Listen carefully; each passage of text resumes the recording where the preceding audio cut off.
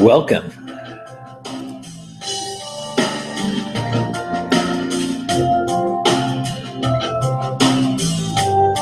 Welcome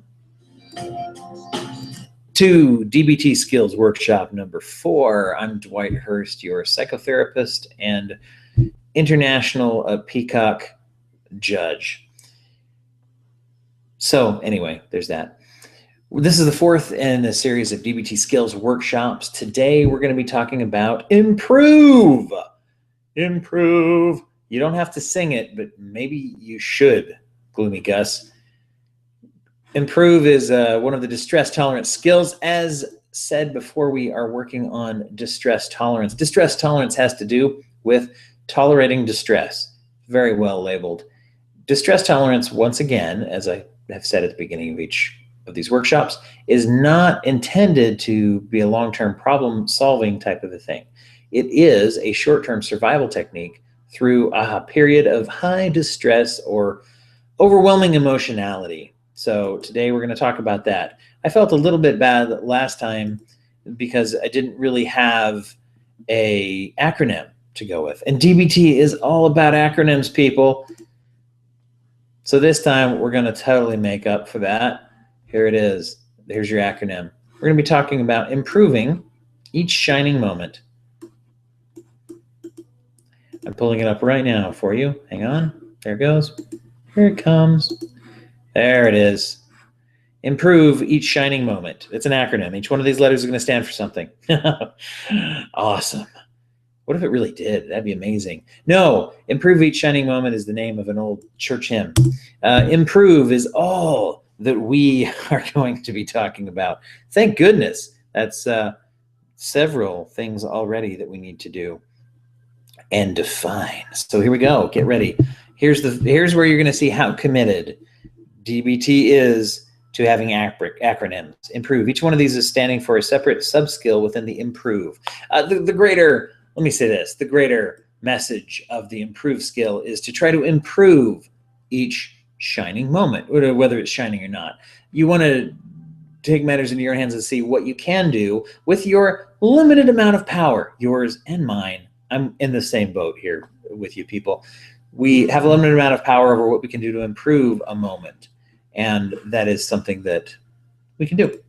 So we can only do what we can do, but we're going to try to do that to improve the moment and improve the moods. Okay, so get ready. I is imagery. Now, M is already tricky because, well, I know it stands for meaning, as in create your own, choose your own adventure meaning. Yeah, create meaning is what it is in the DBT manuals, which doesn't start with an M. So I don't like to do it that way. Prayer is what P stands for. Good grief. Prayer. We'll get into that. Rituals. And O stands for one thing at a time. Like typing and reading at the same time. Yep, one thing at a time. And V and E, just kind of sort of forget about those. They're contained in the other thing. So improve, I guess, wasn't as clever.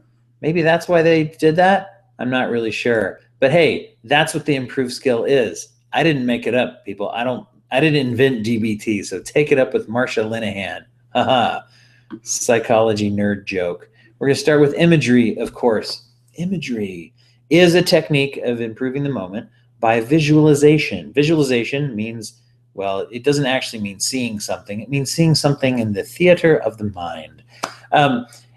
Creating a visual experience or a visualized experience in your mind to help you to distract away from stress. When you are suffering from a period of high distress and all that kind of stuff, you try to picture something in your mind that makes you have a different experience than the one you are currently having. The sort of overused example of this, which is a legitimate therapeutic example, is going to your happy place, finding a happy place in your mind. There is such a practice as envisioning a place. It might be a real place or it might be an imagined place that you can go that feels safe. Imagine being on a nice warm beach. If you're afraid of sharks and you hate the beach, don't visualize that. Stop it. Visualize being in a nice campground out somewhere. Unless you're afraid of bears, then stop that. Gee, people, just don't visualize anything I tell you to. The idea is visualize something that is emotionally meaningful to you and feels safe. That's the main thing. I like to think of imagery in two different things, okay, in two different areas, if you will. Let me show you those right now. Share those with you right now. When it comes to imagery, I like to look at it like this. You've got two different kinds. One is the literal, and the other is the more imaginary or abstract. Okay, so the literal would be a place where I have been, a place that is real, that I like to go. I'll give you an example from my life, ripped from the headlines of my life. I enjoy going up to the canyons in the state of Utah, where I currently live. I didn't grow up here. And I have learned, my wife's family actually does an annual picnic up in this little kind of like day campground area up in the canyons and mountains here in Utah. And so anyway, you go up there and it's got a big stream. There's it's a stream or a river. I don't know the difference. There's a cave that's there that you can kind of explore, that you can skip rocks, you can make a campfire. There's a kind of a mountain that's not too high. You can climb up quite a bit before you feel like you're going to die. If you're me, even for my climbing abilities, it's one of my favorite places ever. And if I'm going to picture a happy place that's a literal place where I have been and where I would like to be, that's actually a good one to do. I can do that. I could be doing it right now. I could be visualizing sitting in Little Cottonwood Canyon right now, and you'd never know it unless I told you. Am I? You don't know. It's a mystery. So that's an example of a literal place. Think of a place where you've been. You can think of a place, this is crossing over into imaginary. Think of a place where you'd like to be and like to have be currently. That's how you say that. That gets us into this imaginary. Maybe there isn't a literal place that springs to mind that makes you feel good or that makes you feel like you want to go to there. So imagine a place. Is there such a place that you can imagine in your mind? I used to work with a guy. What if that was the end of the story? I used to work with a guy. That's it. Only time I ever did. Anyway, used to work with a guy who would often ask the question in session when he was trying to help people visualize a safe place. And we worked in a program where many people had been through extreme trauma and they just couldn't currently grasp the idea of feeling safe anywhere. And he used to say things like, think of a pretend place. Is there anywhere you've seen in a movie, or is there anywhere that you can envision? What about heaven? Is heaven a safe place, if there's such a place, or whatever? The idea is to come up with something that if you designed a safe place, what would it be like and what would it look like? I like to sometimes have clients of mine who are struggling with anxiety imagine what I call their safe house or their dream house, because it's literally a daydream that you're creating. So you think about a house, you think about a place, and once again, you think of the requirements that this place would have to be safe. And because it's a dream house, I like to encourage people to imagine a few things that would be impossible in the real world. Like, for example, maybe you love both the beach and the campground mountainous areas that I just said. So maybe the front yard of your dream house is the beach. The backyard is the forest. Now, that might not be real possible in the real world, but hey, guess what? It is, because it's a dream house. You can do whatever you want. So that's the idea. I also like to ask them to give it some special magical ability that contributes to it being safe and wonderful. And I've worked with people before who have told me that it had some kind of force shield that wouldn't allow people in unless they invited them. Stuff like that. And so that's the kind of thing that you can think about when you're trying to do imagery to improve the moment. Improve with imagery. Yeah. So that's something you do. All right. So you get the idea of that. Now, here's the thing, the next part of this. Meaning. Create meaning. Choose your own adventure of meaning. Now, you may or may not be familiar with, and I may or may not have mentioned before, Viktor Frankl is an author, a psychiatrist who survived the concentration camps during World War II, and he wrote Man's Search for Meaning. Meaning is very powerful in the world of psychotherapy. It's something that we talk about quite a bit. You know, some people help others to develop this meaning. Others just emphasize that you should find it. Viktor Frankl theorized that if you add meaning to suffering, suffering becomes less intense automatically. Auto-magically is what it feels like. If you can envision some kind of a meaning or a purpose, and this is actually where, when we're talking about this aspect of DBT, I like to emphasize that the word create, the one that doesn't fit in the word improve, not only to make fun of the people who made the acronym, but to emphasize that you are creating the meaning. Sometimes when we talk about seeking for meaning in our suffering, we believe or feel that we have to intuit and discover some deeper meaning that is really there. That can even become a matter of spirituality. We're going to talk more about spirituality in a second when we get to prayer, which is the next thing. But maybe not. Maybe you can decide what the greater meaning of the universe or God has in plan for you. Good for you, if you can, and if you find something that feels soothing and you believe is that thing. But that's the thing. You don't need to find that, because creating meaning allows you to become creative and to say, well, if I'm going through distress, what could I interpret that to mean? What would make this stress meaningful? Is there anything? Sometimes I might think of something that makes sense. Like, I had a client of mine actually who used to say, with much suffering comes much compassion. And that was very comforting to this person. And they would say that statement over and over again to themselves, because if nothing else, at least they knew they were gaining compassion for other people while they were going through a hard time. So that's one thing. You can always have that kind of a meaning. The other thing is sometimes you might invent a meaning that goes beyond your own capabilities. For example, many people say, what would it take to give this stress meaning? Well, I'd have to be a stronger person. Well, okay, what if I was a stronger person? What would I do? How would I interpret this? Well, if I was a stronger person, I would probably learn from this to believe in myself more.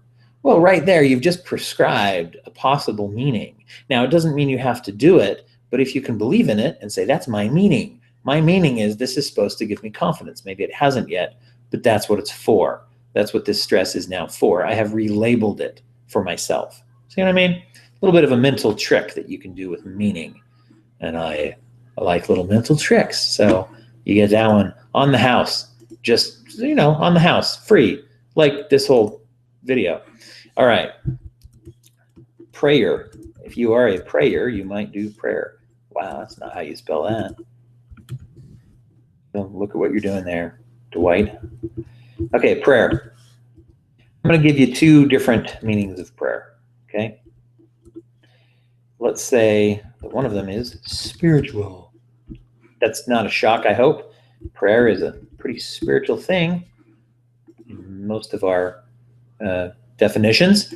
I'm going to add another definition in a second that is, they're not mutually exclusive. You can also believe in both of them.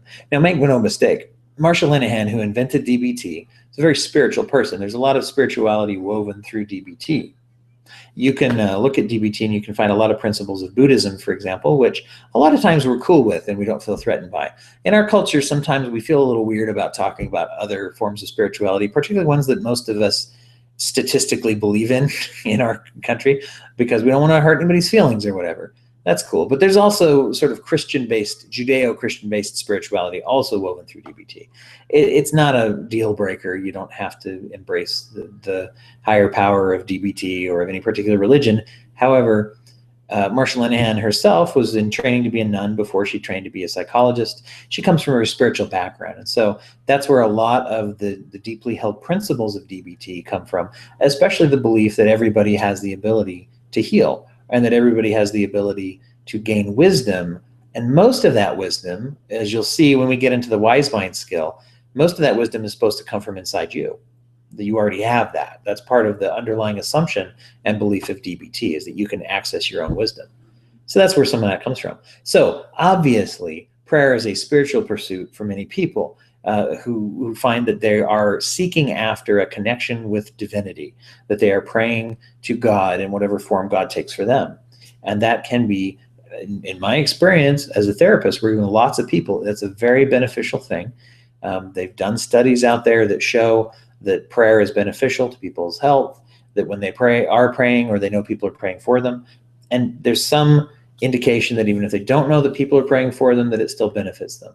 You can take the strictly psychological definition there, that being loved and supported by your tribe is very healthy, or you can also look for examples of divinity and spiritual intervention there too. I'm not going to tell you which one to do. That's up to you. Not my problem. But so that's the direct spiritual definition of prayer and how that can be helpful for you. Let me tell you a second one that I think can work for everybody as well, whether you are a spiritual person or not. Let's look at it as this. There's the spiritual, and then there is the, I don't know, earthly, tangible, let's call it. Sometimes I call it earthly, sometimes I call it tangible, practical, whatever you want to call it. So spirituality would be more of that intangible benefit. The tangerine benefit, tangerine, holy cow, tangible benefit, the earthly tangerine benefit has more to do with what is observable to you in your human experience. So let me give you an example. Some people compare prayer to meditation. And they say that prayer is a meditative process. Well, it is, but it's different than simple meditation. Simply doing transcendental meditation is focusing on the moment, focusing on your breathing. We'll get into that with some mindful skills later on with DBT. Prayer is more direct than that. When you're doing a spiritual pursuit of prayer, you're actually communicating with God. You're expressing yourself, you're asking for things, you're thanking for things, some combination of that. You are reciting perhaps a ritualistic statement that's supposed to have certain spiritual meaning, things like that. And so prayer is a little bit more direct meditation. And so if you're a person who isn't religious, or even if you are, you might want to think about this. One version of prayer that I think everybody can embrace is sitting down and saying to yourself, I want this. I am grateful for this. I don't like this. And putting it into that narrative conversational format, even if you're only talking to yourself, if that's how you want to do it. I think for those that are not of a religious background or not looking for a religious prayer experience, you can still embrace the benefits of prayer by going through this in your mind. It'd be a very healthy thing to do each day, to do and to gain some insight into your life. Now, if you are a churchy, religious person, then all the better. This is actually something that I suggest to people that can supplement that prayer experience as well. If you are indeed sitting there and communicating with God, wouldn't it make sense to tell him the same things? I want this. I am grateful for this. I don't like this. These are some of my goals for life, and this is what I am thinking about right now. Because if God is a loving parent figure, or just the essence of love, or whatever the belief is, then wouldn't God be interested in that? And so that can supplement and enhance that whole experience, trying to make that a directly, let's say, conversational narrative meditation. That would be the psychological way to do that. But those are some of my definitions of prayer as a clinician. So I hope that's useful. I hate to see people who, just because they don't happen to be religious, I hate to see them toss out the process of prayer, because I found for a lot of my clients and myself personally, it can be a very powerful, cool, and useful experience. So there, it's my 2 bits on that. You've watched the video. It's kind of your fault if you got exposed to it. All right, rituals. Yeah, and this is the R in improve. Rituals are good. I don't know. What am I going to say about it? Rituals are something that our culture has been accused of lacking. Rituals, rites of passage. You can do a whole thing philosophically about that. Basically, what do we confront? What do we go through? How do we graduate? How do we evolve as a person?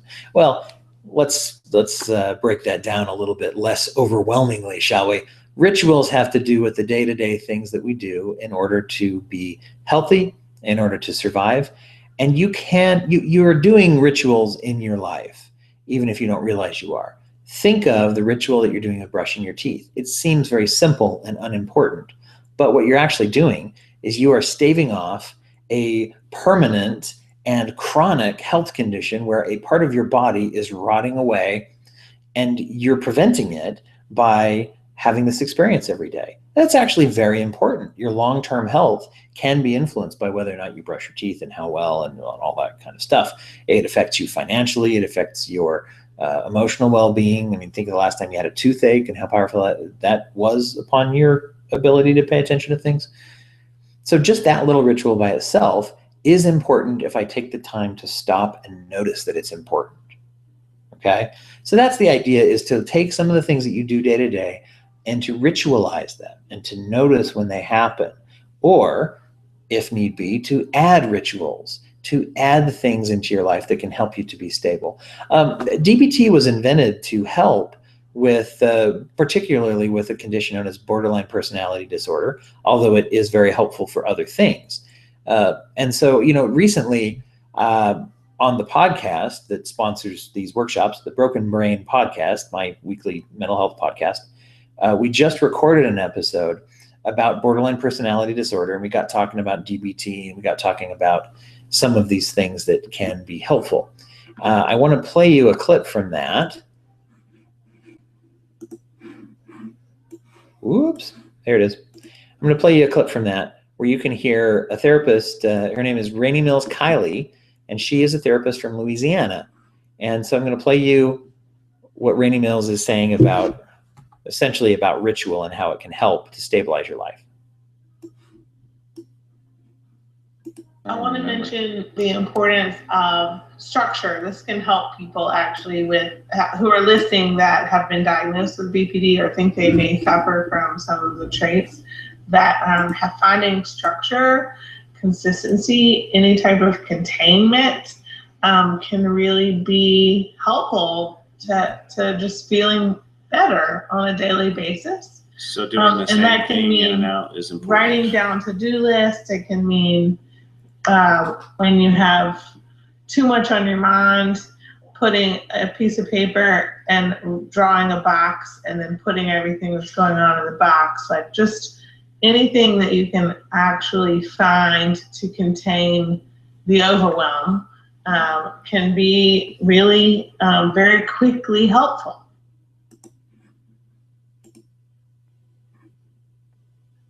So you see right there, what she's talking about is using ritual in a very active way to help yourself. You can make lists. She talked about this exercise of taking a piece of paper or even drawing a box and putting worries and things in that box visually. You have that experience. That finding ways to ritualize the coping skills that you're using, even these DBT skills that we're using. If you say, okay, ritualistically, I'm going to use these when I'm upset, or maybe I'm going to use some of them proactively, whether I'm upset or not.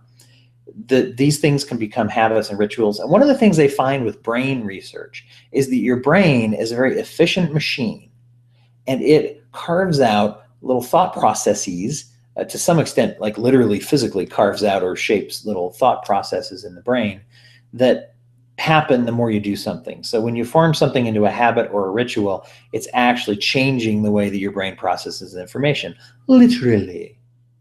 So that's kind of a cool thing that you can do. One of the only reasons that we get stuck on so many negative thought processes is, in fact, because we've been doing them for so long. Okay, so now the O in improve. One thing at a time. One thing at a time, people. Let's get this straight. One thing at a time. Now, here's the funny thing about one thing at a time. Doing one thing at a time is the definition of mindfulness. Mindfulness is a big part of DBT, where there's a whole section on core mindfulness skills that we're going to be getting into once we move through distress tolerance. But doing one thing at a time is actually the only way to do anything technically. Neuroscientists tell us that our brain really can't multitask. It can only focus on one thing at a time, but it changes so quickly that it oftentimes is doing this, doing that, doing this, doing that, doing this. Just like if I'm texting while I'm driving, I'm actually not texting and driving. I'm either texting or driving, and the question is at what ratio?